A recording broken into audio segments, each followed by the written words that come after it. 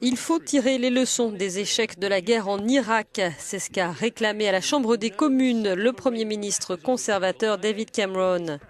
Il a aussi estimé que les partis et les députés qui avaient voté pour l'entrée en guerre devaient assumer leurs responsabilités.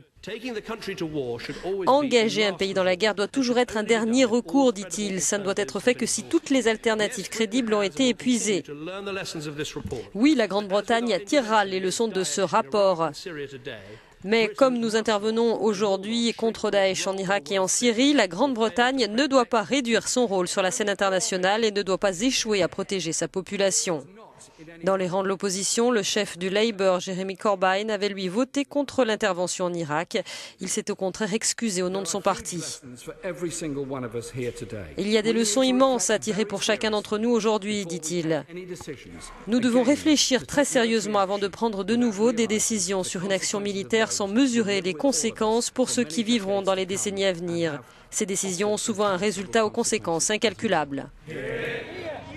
Devant le centre de conférence où le rapport était présenté, des manifestants se sont rassemblés à l'appel de la coalition Stop the War. Blair a menti, des milliers de personnes sont mortes, ont-ils dénoncé.